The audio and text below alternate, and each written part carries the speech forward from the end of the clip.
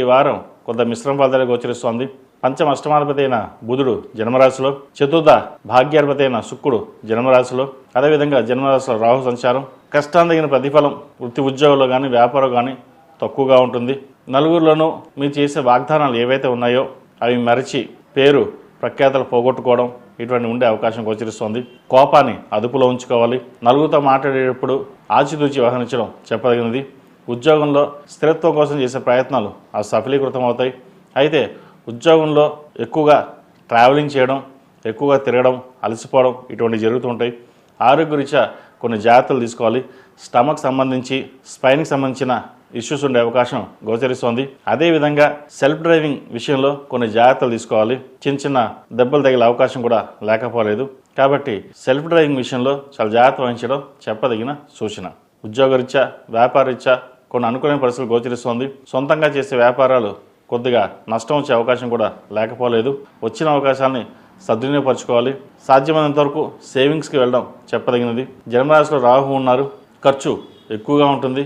మనం ఎంత ఖర్చు అంటే రూపాయికి 4 రూపాయలు ఖర్చు చేస్తాం.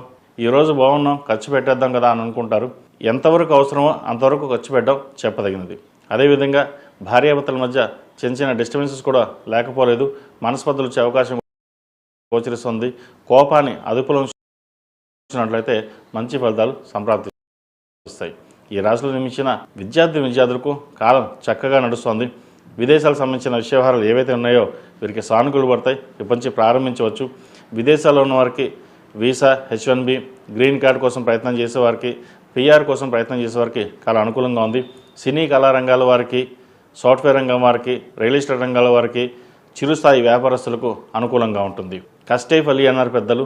కష్టానికి ప్రతిఫలం లభించే దశగా గ్రహగతులు గోచరిస్తున్నప్పటికీ ఏలినాటి శని వల్ల మనం కొంత బద్ధకం వల్ల అనుకోవచ్చు, అవి వెనక్కి వెళ్ళే అవకాశాలు లేకపోలేదు. సోదరుల మధ్య విభేదాలు తొలగిపోయి మీకు ఏదైనా కష్టకాలం ఉన్నప్పుడు వాళ్ళు మిమ్మల్ని ఆదుకోవడం అనేది జరుగుతుంది.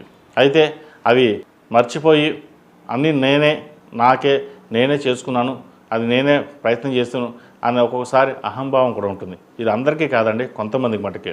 ఎందుకంటే కుంభరాశి వాళ్ళు కొన్ని కోట్ల మంది ఉంటారు. వాళ్ళ గ్రహగతులు వచ్చి గోచారం వచ్చి జరగడం ఉంటుంది. ఏదైనా వాళ్ళ జాతకాన్ని బట్టి ఉంటుంది. కాబట్టి చెప్పే ఫలితాలు ఏవైతే ఉన్నాయో కొంతమందికి వర్తిస్తాయి, కొంతమందికి వర్తించవు. అంతే తప్ప ఇది నాకు కాదు, ఇది నాకు ఇలాగే ఉంది, లేదా ఇలా ఉంటుంది, నాకు అవ్వలేదు అన్న ఒక్కసారి అనుకుంటుంటారు. కాబట్టి ఏదైనా చెప్పేది జాతక ఫలితం, గోచార ఫలితం, ఈ వార ఫలితం చెప్పడం ఉంటుంది సూచనాప్రాయంగా ఉంటుంది. కాబట్టి చెప్పే విషయాలు మీకు ఎంతవరకు అవసరమవుతాయో అవి తీసుకుని పాటించగలిగితే పాటించండి. ఈ రాశివారు ప్రతిరోజు ప్రతినిత్యం శని స్తోత్రం, అదేవిధంగా దక్షిణామూర్తి స్తోత్రాన్ని పఠించడం చెప్పదగినది. అఘోర పశుపతి హోమం చేయించుకోవడం చెప్పదగిన సూచన. ఈ రాశిలో జన్మించిన వారికి కలిసి వచ్చే సంఖ్య 2, కలిసి వచ్చే రంగు నావీ బ్లూ.